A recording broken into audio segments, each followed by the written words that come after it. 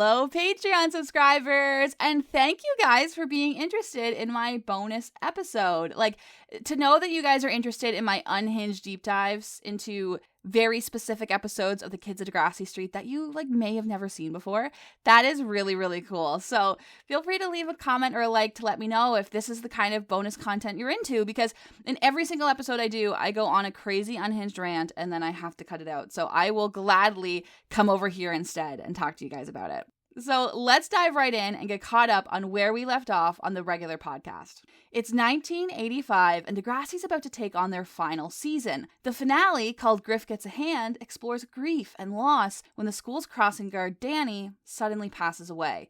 This episode goes on to win award after award for handling such tough and seemingly adult topics through the eyes of young children. Before this, an episode called Griff Makes a Date stirs up the same reaction.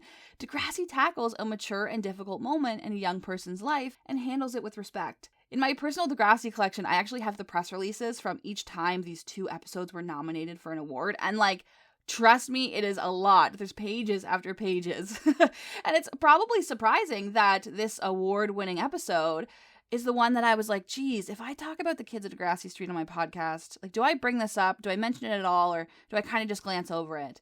Because in a 2020 lens, it's almost impossible to watch and even harder to understand it's a real episode of Degrassi.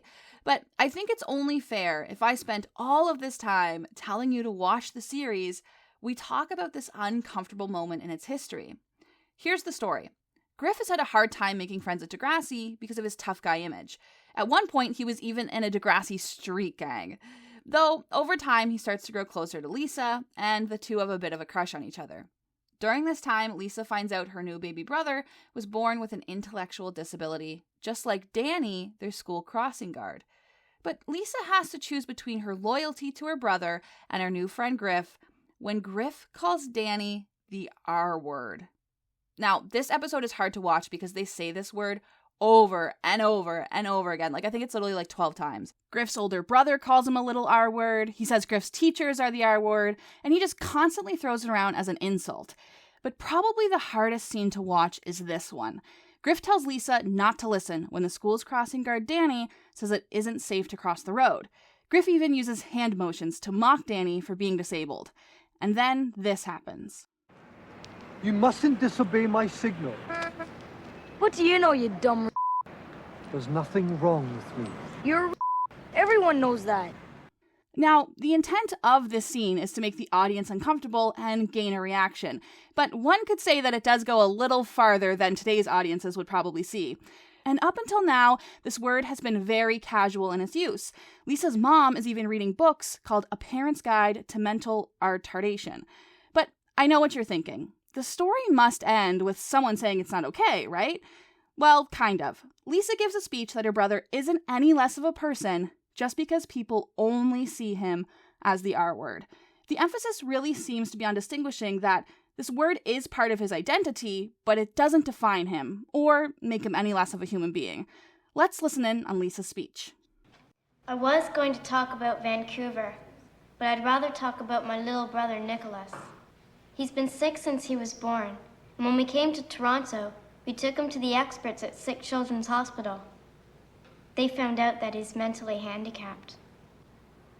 When I first heard, I was really upset because I thought it was something terrible. But it's not so bad. We love him just as much, and mostly, he's going to be just like you and me.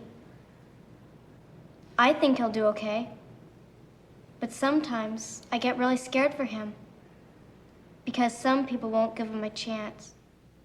They look and they don't see a person, just someone who's... They're the one with the handicap, not him. That's all I've got to say.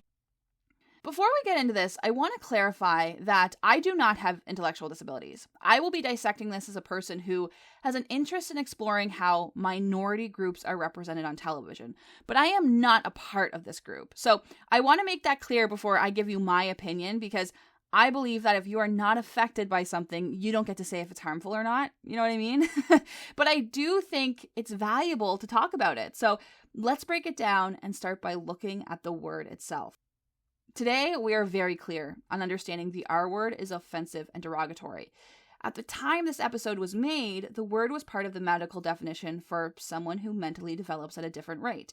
That is not to say the word still wasn't offensive or harmful in the 1980s, just that it was the medical standard at the time.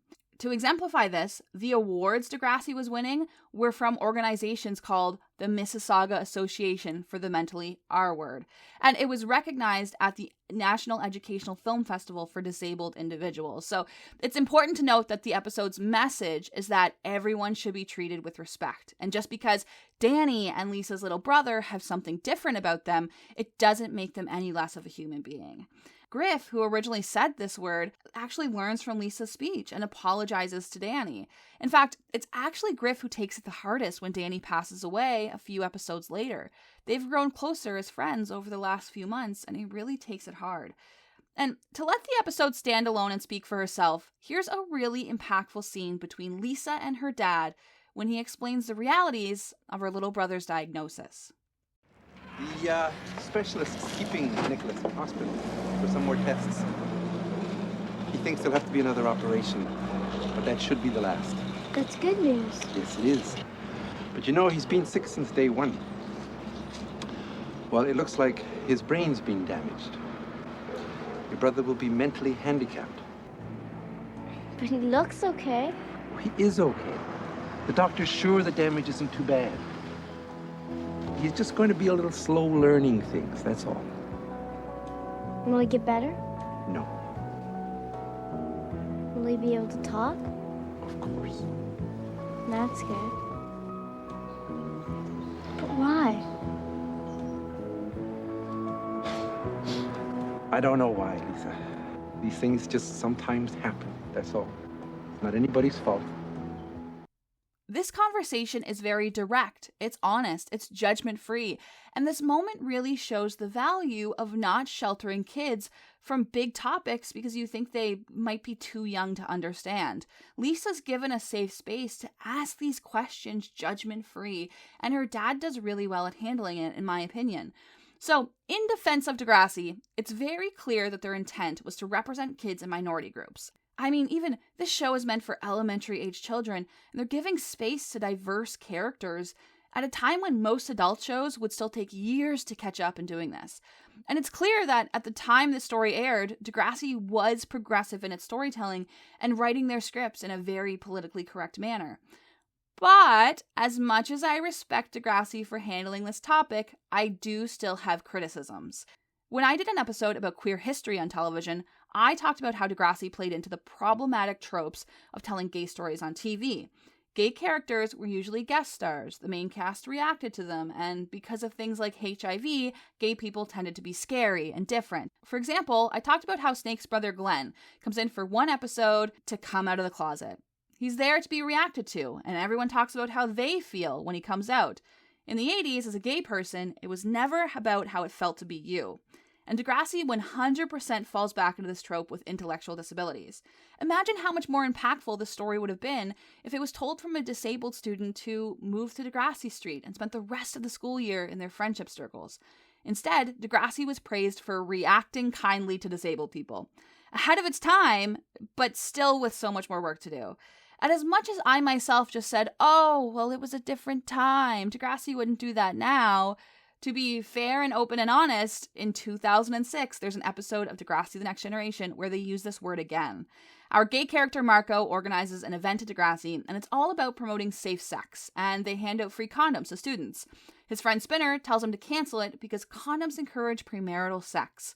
And I'm going to play you Marco's reaction, but I want to warn you, since Patreon's a little less of a public platform, I am going to play the uncensored version of this clip.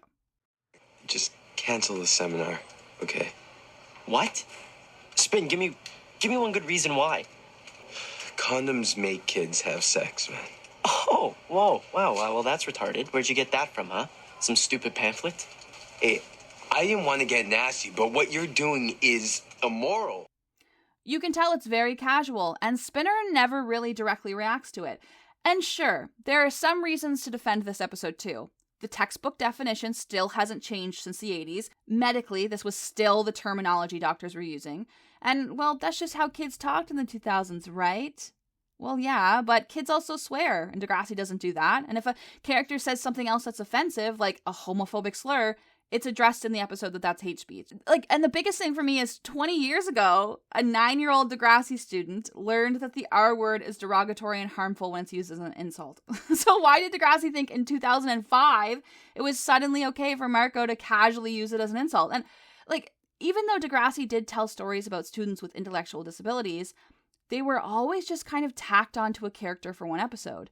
Joey had dysgraphia, Liberty has dyscalculia, Anya and Zoe are dyslexic, for like a day. Like, it took more time for Peter to get over his weekend-long meth addiction. And honestly, like, I am this show's biggest fan. I will stand by it until the day it's done. But why did Degrassi feel like they couldn't give space to students born with long-term disabilities?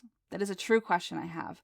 But again, back to the context of 1985, this particular episode of The Kids at Degrassi Street was praised for its portrayal of intellectual disabilities, and I don't think we can downplay the significance of giving space to disabled characters on TV in the 80s, on an after-school program for 8-year-olds. Like, this show was well ahead of its time, even if we critique it from a modern lens. And for even more context, in 1986, a year after this episode came out, there was a TV show called LA Law. It was meant for adults. It wasn't a children's program. But they introduced a character named Benny, who was an intellectually disabled law assistant. And the actor who played Benny commented that even though he didn't have a disability himself, he felt a responsibility towards the disabled community to make Benny a real person and make him come to life.